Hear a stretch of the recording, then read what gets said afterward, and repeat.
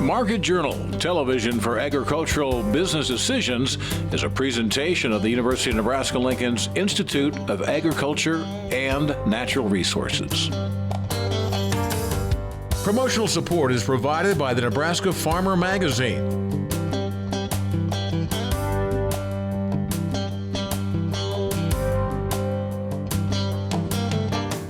Hello everybody, I'm Bill Dodd and thanks for joining us today on Market Journal. Troy Molling is off on assignment today. Beginning today's broadcast, more frequently, women are playing larger roles in the ag industry. The Women Managing Agland Conference, held at UNL's Innovation Campus last month, gives women in the ag industry an opportunity to build relationships with one another, gain valuable insights from keynote speakers, as well as attend workshops that will help farm landowners and tenants alike navigate the challenges they may face in the industry. Market Journal's Maddie McIntosh has the story. It's no secret that agriculture is a male-dominated industry, but groups like Nebraska Women in Agriculture, or WIA for short, aim to give women the confidence and knowledge they need to successfully lead and manage their own farms. Recently, WIA hosted the first annual Women Managing Agland Conference, where participants had the opportunity to explore the different challenges of owning a farm. Women in Ag Director Jessica Groskoff explained that this conference was thought up to help answer the management questions many female farmers are asking Nebraska Extension. Today we're at the first ever Women Managing Ag Land Conference at Nebraska Innovation Campus, and we're working with female landowners, farmers, ranchers, students, and agriculture professionals on the challenges of managing and operating farmland in the state of Nebraska. We were sitting around the table one day just discussing, what are the big questions that we get asked and who asks those questions? And we were talking about leasing farmland and rental rates. And the topic came up that women are often the ones that are asking those questions and that they call our offices. And so maybe that their spouse has recently died, or they've inherited farm for the first time, or they're a new or beginning farmer and aren't really sure how lease agreements work. And so that's how the Women Managing Ag Land Conference came to be, was an opportunity for these women, again, to come and learn from experts in agricultural land values and cash rental rates. We see that when women are intermixed with groups of men, that maybe they're a little bit more quiet and they don't feel as comfortable or as confident in asking those questions they really want to. So this is an opportunity for them to be a little bit more relaxed and really get the information that they need. One featured speaker was Dr. Michael Taylor, a professor at Kansas State University. Michael spoke on the economics of agriculture, specifically issues with land values and rental rates she discusses with producers and why she thinks it's important to talk about. I work primarily with farmers and ranchers and ag lenders and other people in the ag industry talking about land issues, leasing, land values, and rental rates. I think it's really important that we get as much education out about agriculture as we can. We're growing, as a country, we have fewer and fewer people coming off the farm. And so just understanding the issues in agriculture, if you're going to be part of the industry, gives people, the education, the information that they need to make good decisions. Jessica says she was excited to see the amount of women who attended the conference. And for the women who may have missed it, she says there are plenty of resources available online. So we're really excited to have almost 100 participants here. Again, for our first conference, we're really pleased with that number and know that there are other women in agriculture out there that are interested in our information. You can always visit us online at wia.unl.edu if you weren't able to attend today's conference, and you can see some of the presentations and handouts from today. Census data shows that 36% of all farmers in the United States are female. While that number may seem small, that's a 27% increase since 2012. And with groups like Nebraska Women in Agriculture leading the way, there's nowhere to go but up. Reporting for Market Journal, I'm Maddie McIntosh. Thank you for that, Maddie. Now, if you'd like to keep up to date with the University of Nebraska's Women in Ag events like this or the upcoming Women in Ag Conference in February, you can get the most current information on their website at wia.unl.edu. And it's time to get a check on the markets. This week I was joined by market analyst Darin Newsom, and we discussed how the new tensions in the Middle East are expected to influence the markets. Where are we on phase one with China and the USMCA trade agreement? And how is the Australian bushfire affecting the cattle market? A lot of things going on in the markets. On Monday, for instance, grain and soybeans were reported as being lower in overnight trading on Middle East tensions. So how is this current ordeal with Iran and the Iraqi government's kind of stymied our agricultural trade. It's actually a fascinating development, and really the grain and oilseed complex is kind of living vicariously, or just on the ripple effects of what's going on in other commodities. You know, we saw what happened over the weekend, and then all of a sudden gold and crude oil explode higher. And the grains were a little lower because of uncertainty, but then they bounced back. Particularly the soybean market bounced back. And then overnight, Tuesday into Wednesday, we saw the same thing with the retaliation from Iran. All of a sudden, we saw crude oil up $3, $3.50, and gold up $40. But by the time the grains opened on Tuesday, gold was lower. Crude oil was actually like $1, $1.50 lower. Soybeans had opened lower overnight and bounced back. So as we watch this week play out, we're not seeing that much of an impact from the Middle East on the grain and oilseed complex. Everybody seems, you get your initial reaction on uncertainty, and funds and large non-commercial traders don't like uncertainty, don't like their investments being in an uncertain market. But then by the time we get into the day session, the focus seems to be shifting again back towards the USDA reports coming out Friday.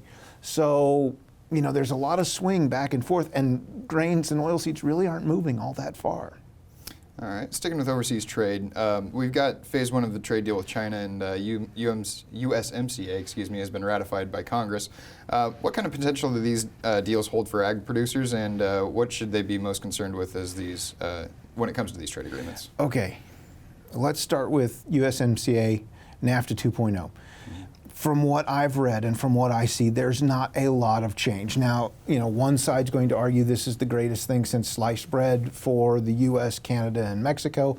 The side that's been arguing against is saying there's not going to be that big of a change in the agriculture sector. It's going to have more to do with other industries. So we'll have to wait and see. We'll have to wait and see as far as USMCA goes.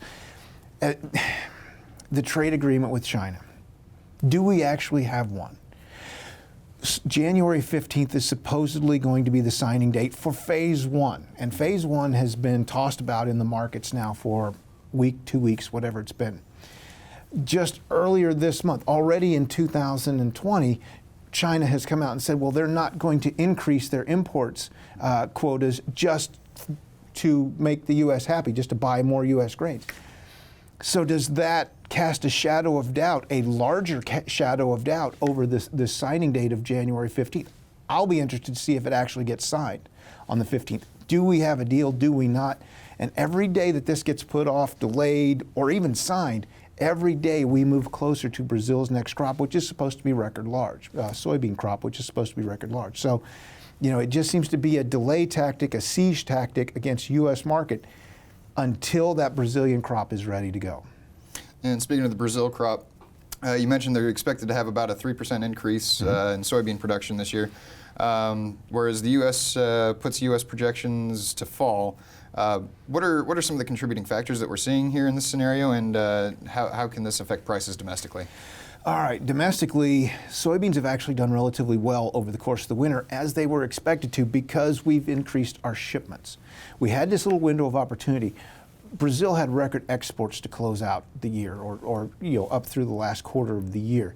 Then it slowed down a little bit because they started to run tighter on supplies. Their old crop was running out, and then they got into their planting season and so on. So the U.S. has been able to play that secondary role, that secondary supplier role.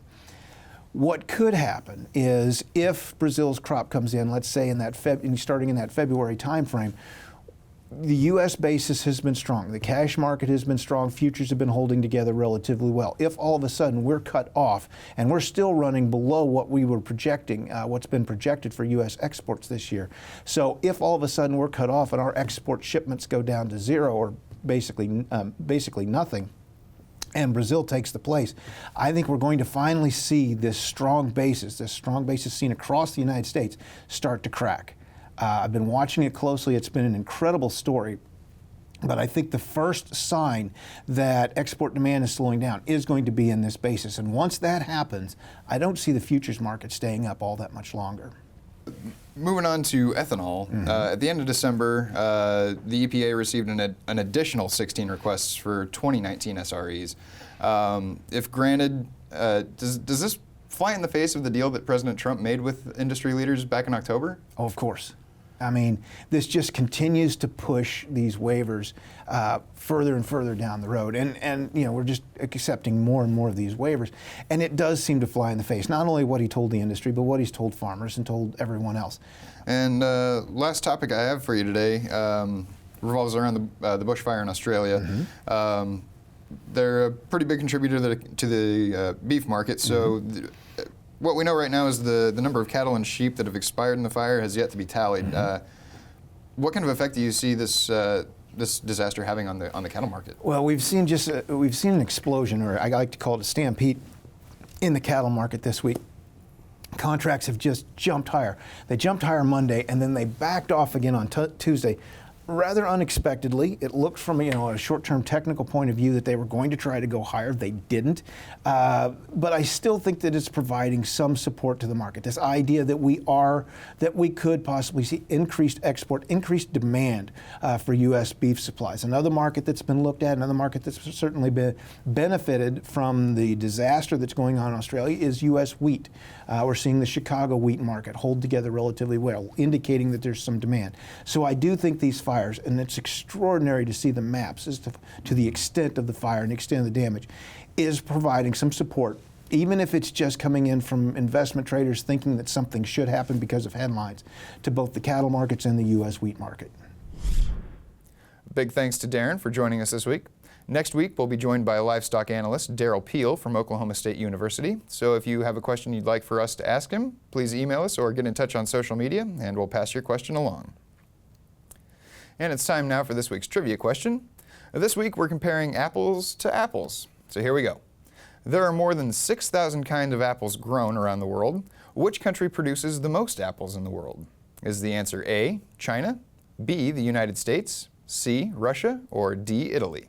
Make your guess, and I'll have your answer after Al's forecast.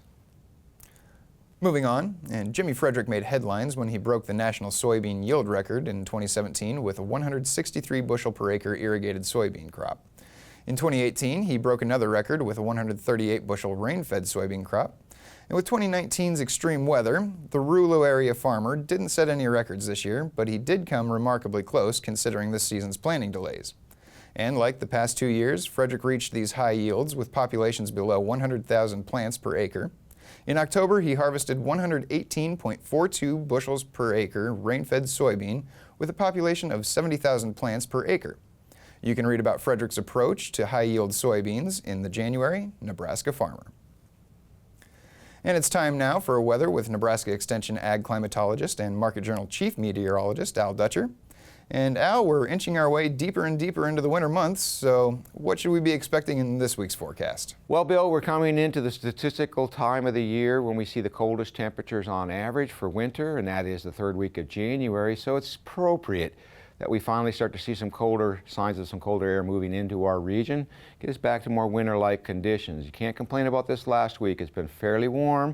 We had a couple frontal boundary passages go through the state, but uneventful. The system that, of course, impacted us here over the last 24 hours, dropping some light snowfall across southeastern Nebraska, is really starting to get us to crank together as we goes to the east of us, and that's going to allow for so much colder air to move in, and over this next few weeks, there doesn't look like a lot of opportunities for us to be much above normal in terms of temperatures. So as we go to the upper air pattern, the first thing I'll draw your attention to is a system that was responsible for the snowfall is deep and is starting to move up to the northeast. We're going to get a secondary push of energy moving across the region over the next 24 hours that may generate more additional patches of precipitation, but the main surface low well entrenched over southern Indiana and a very extensive area of heavy precipitation, renewing the wet conditions to the east of us with some accumulating snowfall. And of course, here's the second punch of energy that is expected to move into the same region as high pressure settles into the east. Low pressure develops at the surface in northwestern portions of Kansas, but it doesn't look like we're going to be dealing with a significant amount of moisture, so we're probably just dealing with the backside of flurry activity of this big storm system. And then we start to see a broadening of this trough. Now, there may be a little bit of recovery in temperatures as we get into Monday, but I still think we're going to be well below normal, and we may just breach the freezing mark as we get into southern Nebraska, as the main area of precipitation remains to our north, and even then it's just scattered light snow activity. On Tuesday, we get a little ridging to the southeast and a trough digging to the west with a surface low starting to develop in northeastern Colorado. And you notice that high pressure system on the back side of it. That is going to pull Arctic air back into the region, reinforcing this cold pattern that sets up this weekend. And we see the jet as it goes into Wednesday starts to form just to the north of us, and high pressure closely on its heels, so we will see temperatures dropping throughout the day on Wednesday to well below normal, and we will see some chances of light flurry activity. Again, with the direction of the flow from the north, we don't expect a lot of moisture. By Thursday, another trough starts to come in the western United States, and we might actually see some warming to above freezing levels in the southwest as this high pressure system slides toward the southeast, and we get on the back side of it in terms of winds. On Thursday, most of the precipitation, of course, with that upper air low in the northwest, and on Friday, some of that energy starts to dive toward the central plains region, and we see more of a zonal flow. So a surface low will start to develop in portions of southeastern Colorado that will start to fetch moisture up into our region. The biggest question is, will this system bypass us before the moisture gets into our region? But certainly another shot of reinforcing cold air is down on the pipeline.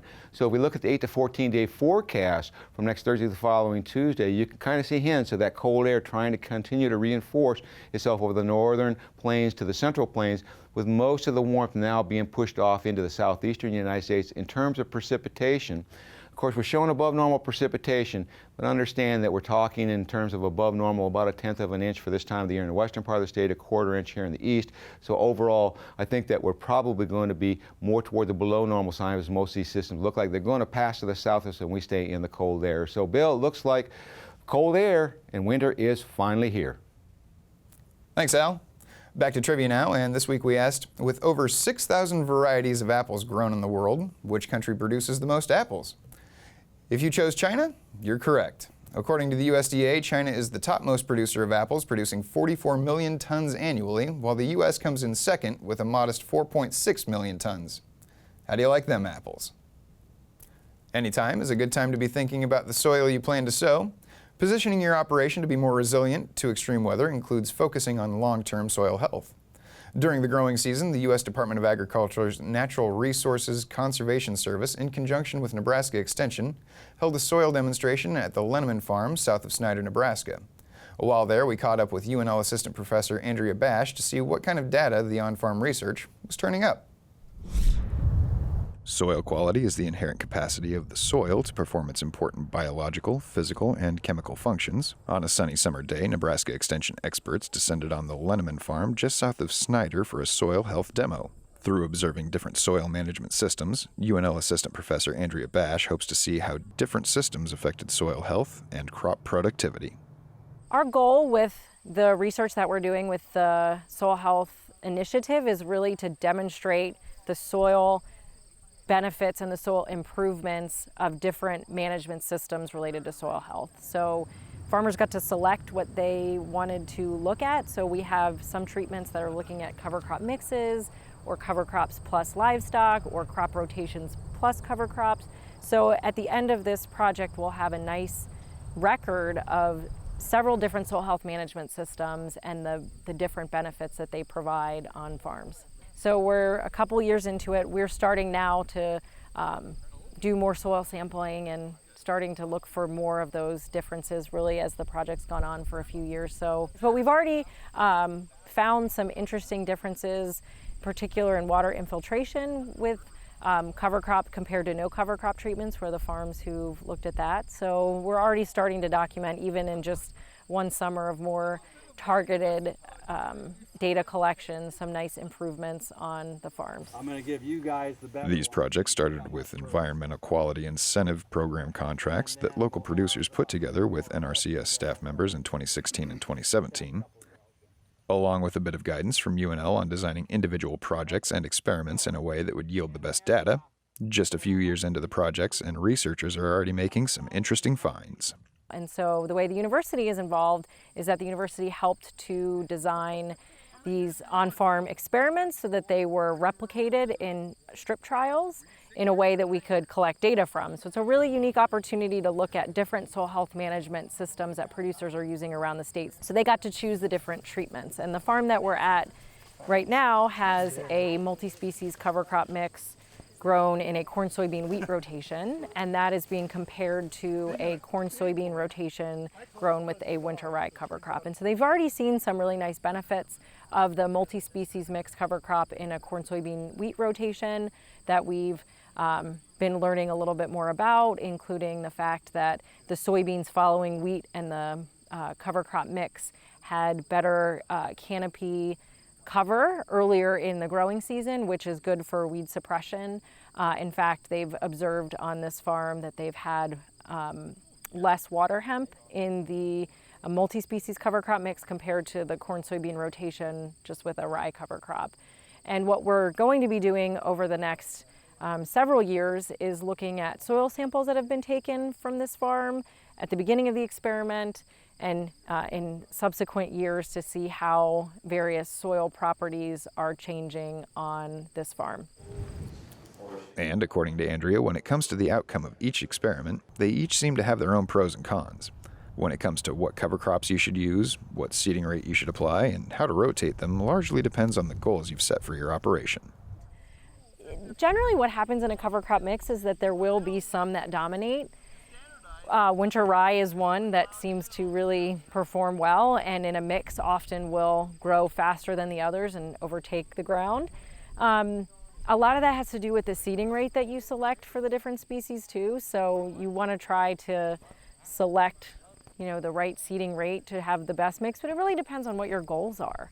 That if you just want to have, a little bit more diversity than growing,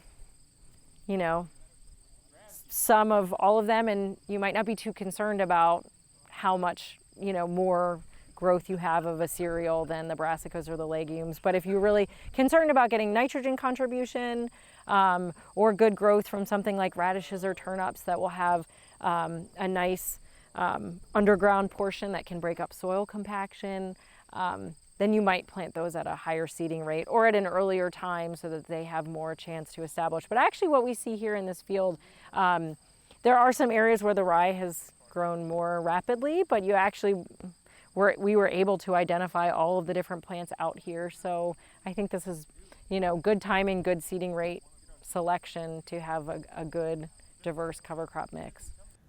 If you are interested in this year's on-farm research results, there will be multiple meetings starting in Beatrice on February 18th at the Beatrice Holiday Inn, February 19th at the University of Nebraska Research and Extension Center near Meade, and February 20th at the Madison County Extension Office in Norfolk, with more to follow. The sessions are free to attend, but registration is requested 48 hours in advance. If you'd like to become involved in UNL's on-farm research or would like more information on these upcoming events, you can visit the website cropwatch.unl.edu/farm-research/about. And moving on, earlier this week, the U.S. Department of Labor's Occupational Safety and Health Administration cited Columbia Grain International LLC for willfully exposing workers to grain handling hazards after the fatal engulfment of an employee at one of the company's storage facilities. Farm safety is an ever-evolving topic and should be at the forefront of any producer's mind. We recently caught up with University of Nebraska Medical Center's Aaron Yoder and got his take on the importance of farm safety and risk management. When you make a mistake on the farm, most oftentimes you can learn from it and make corrections so it doesn't happen again. Other times a mistake could mean a serious risk to your health at best and your life at worst. Regardless of how long you've been in the ag industry, safety training is paramount, as there are a multitude of ways for one to become injured or be put in mortal danger on the farm. Oftentimes we'll see tractors and machinery being the highest risk. Newer machinery is definitely safer, but depending on the farm size and operation and tasks they're doing, they may have older machinery. We know younger workers and older workers get injured more often. Whether it's the lack of training or complacency once they've done something for so long. And now we're seeing a rise in ATV-related injuries, and we know this next year with the grain harvest in wet condition and being rushed with different things, that when we go out to empty out those grain bins this year, we're going to see a lot of injuries related to either dust and molds or actually entrapments when they have to go inside the bin to break things loose. Safety training for ag workers could potentially cut down or eliminate accidents like these that could ultimately put a serious dent in your operation's income. So with farm accidents, we see about 20 fatalities a year. They're the easiest ones to count. The injuries are kind of hard, but from our surveys the past few years, we've noticed about 12% of farmers are injured with a serious injury, so about 1 in 10 farmers. So if you have a group of 10 of you that meet regularly, probably one person in that group is going to have a serious injury in the next year. So the best way that we track that is through workers' compensation data. So that doesn't cover all of agricultural producers, but some of the larger ones, and the ones that do have workers' compensation insurance, and they actually start getting discounts on their rates or pay less for their insurance as they show a record of less injuries on their operation or less costly injuries on their operation. When it comes to risk management in an ag operation, many tend to think of production risk management. However, according to Aaron, the two aren't mutually exclusive. Risk management should also apply to safety measures laid out in the operation's standard operating practices. So safety should be a part of risk management. When we think about risk management, as I mentioned, we oftentimes think about production risks, but one of those that they consider under risk management is both human risk and legal risks, and safety and health fit underneath both of those categories. A risk management plan is very crucial at maintaining your financial balance of your organization. One injury can make a huge impact on your bottom line. While safety training is an important aspect of risk management, it may not always be completely integrated into the culture of any given operation. But Aaron says actually formalizing your safety training into your risk management plan could make a world of difference. Sure, so the biggest thing we talk about is safety training, making sure we have our workers trained safely, but then part of that is doing hazard analysis, so figuring out where the biggest hazards are on our operation. Sometimes we use insurance data to do that, to see what are the most costly injuries, because oftentimes that's where we can make the biggest impact on the bottom line. Oftentimes when we get in a hurry, we don't formalize our safety training, so we're not thinking about what we're doing. We don't have it built into our nature. But the formalization of it, writing it into a risk management plan, and following up with that and making sure we're doing what we said we were going to do. A big thank you to Aaron for his insights into a very important subject. Well, that's going to do it for this week's show. And if you missed a story, be sure to download the Market Journal mobile app or follow us on social media to join in on the conversation. Next week, we'll be joined by Mike Briggs of Briggs Feed Yard to discuss the challenges producers face in finding reliable help for their operations. Plus, get the latest on the Waters of the U.S. Act. We hope to see you right back here next time. I'm Bill Dodd. Thanks for watching. Join Market Journal online at marketjournal.unl.edu. You can also follow us on Twitter, Instagram, and Facebook. Promotional support is provided by the Nebraska Farmer Magazine. Market Journal is produced by the University of Nebraska-Lincoln's Institute of Agriculture and Natural Resources.